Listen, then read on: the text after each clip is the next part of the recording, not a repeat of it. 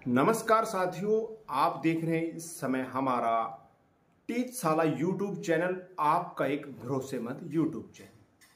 आप चैनल पर पहली बार आए हैं तो चैनल को आप सब्सक्राइब कर लीजिए। यहाँ पर हम आपको बताते हैं पूरे भारत के अंदर, चाहे कच्चे कर्मचारी हो या एडहॉक कर्मचारी हो या रेगुलर एम्प्लॉय, सभी की अपडेट लेके आते हैं। तो यहाँ पर हम आपको बताने जा रहे हैं, एक तो जो हरियाणा की खबर यहाँ पे बताने जा रहे हैं। तो यहाँ पर जो बड़ी अपडेट आती है, बार बार आपके मैसेज आ रहे हैं कि सर पार्ट 1 और पार्ट 2 में क्या अंतर है और इसके अंदर कौन कौन से कर्मचारी आते हैं। हालांकि पहले भी इस पर मैं वीडियो बना चुका हूं, तो यहाँ पर मैं आपको बताने जा रहा हूं पार्ट 1 पार्ट 2 ये कौन से कर्मचारी हैं और हार्ट्रोन कौशल कि जो कर्मचारी है वो किस दायरे में आते हैं।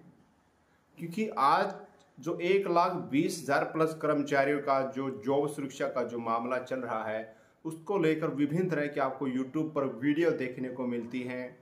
लेकिन बहुत अच्छा लगता है जब आप लोग कहते हो सर हमें आपकी वीडियो का इंतजार होता है और आप सटीक जानकारी लेके आते हैं। सभी का दिल से धन्यवाद। कोशिश करता हूं मैं। कुछ वीडियो हरियाणा के बाहर की आती है, वो बाहर वाले कर्मचारी से जुड़ी होती हैं। अब हरियाणा की है तो सबसे बड़ी अच्छी गुड न्यूज़ तो ये है, 1,20,000 जो कर्मचारियों का एक्ट के अंदर लाया गया है, यानी कि आपको रेगुलर नौकरी दे दी गई, आपको परमानेंट नौकरी दे दी गई है। यह जल्द ही आपको लागू होगा, आपके ऑफर लेटर भी आएंगे। अब बात करते हैं मुद्दे को न भटकाते हुए, पार्ट 1 पार्ट 2 में क्या अंतर है, कौशल और हार्ट्रोन कौन से में आते हैं, जो बताएंगे सटीक जानकारी देंगे।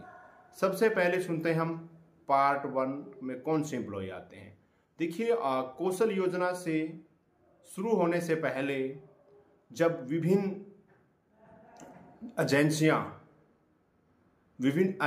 जो हायर करती है, बाहर से अपने एम्प्लॉय डिपार्टमेंट को भेजती है, फिर मान लो मेरी एजेंसी है, मैंने प्रूव करवा रखी है, मैं इनके एम्प्लॉय देता हूं किसी भी डिपार्टमेंट को, चाहिए चाहे गवर्नमेंट में चाहिए प्राइवेट सेक्टर में चाहिए।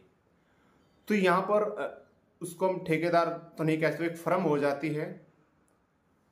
जब किसी भी डिपार्टमेंट में मान लो पीएन की जरूरत होती है, ड्राइवर की होती है, और वो अपने हेड ऑफिस से परमिशन लेकर, या अगर उसके ऊपर खुद पावर हाउस के अंदर वो खुद एक पत्र लिखता है एजेंसी को कि हम एक ड्राइवर चाहिए, हम एक पीएन चाहिए, तो वो उनके साथ एक एग्रीमेंट करते हैं कि हम क्या सैलरी देंगे। डिपार्टमेंट बोलेगा हम इतने रुपए हम आपको देंगे साल के अंदर। तो आप बताइए, अगर आप इतने रुपए मान लीजिए बोल दिया कि भाई हमें 1,50,000 हम आपको एक साल के देंगे, हमें एक ड्राइवर चाहिए।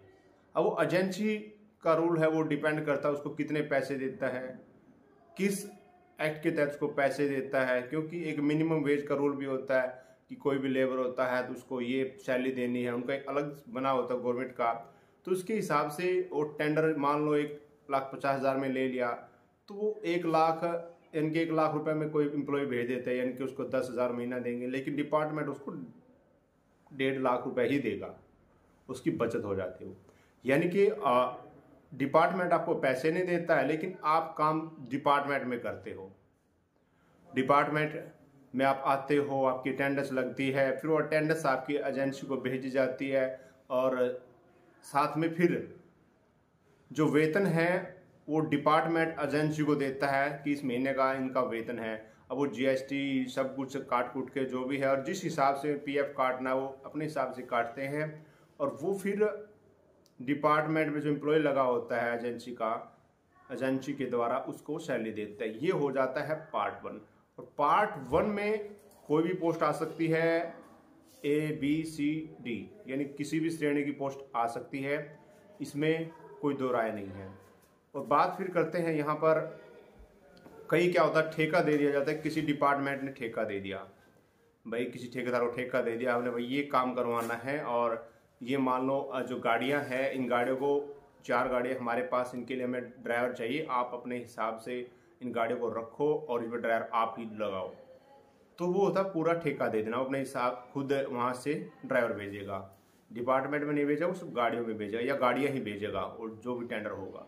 ये सब पार्ट 1 के अंदर आ जाते हैं जो एजेंसी के माध्यम से लगे होते हैं। लेकिन जो ठेका दे दिया है, मान लीजिए भाई इस पूरे काम का ठेका दे दिया, वहाँ पे एम्प्लॉय की संख्या नहीं बताएगी, तो वो पार्ट 1 में नहीं आएंगे, वो ठेका प्रथा के अंदर आएंगे वो। ठीक है, पार्ट 1 में वही आएंगे जो पदों की संख्या भेजी जाती है एजेंसी को, जो एम्प्लॉय डायरेक्ट वहाँ पे आते हैं और अटेंडेंस वगैरह लगती है, जिसमें नाम मेंशन होते हैं, ये है ये व्यक्ति, वो पार्ट 1 में आते हैं। ठीक है, पूरा ये मामला हो गया पार्ट 1 का। और दूसरी बात करते हैं अब यहाँ पर पार्ट 2।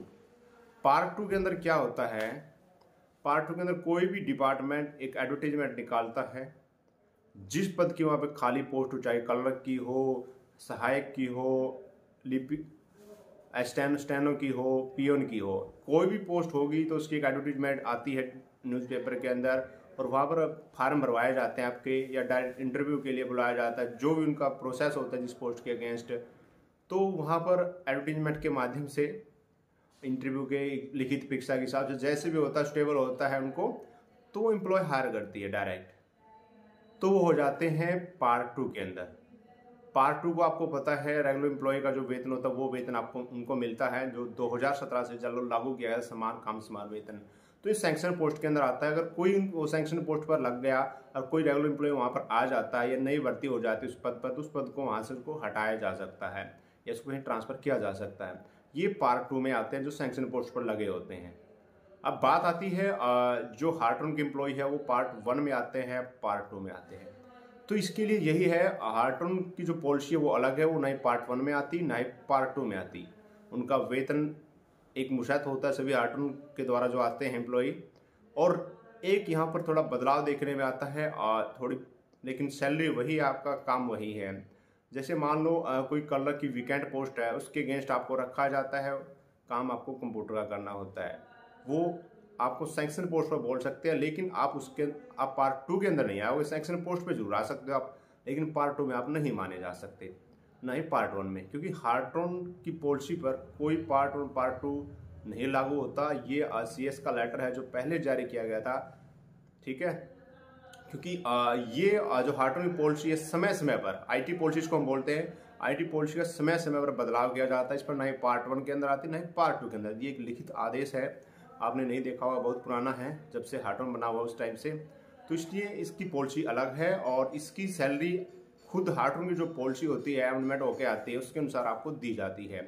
ठीक है, अब कौशल की बात आती है। अब कौशल में कौन से एम्प्लॉय चले गए हैं?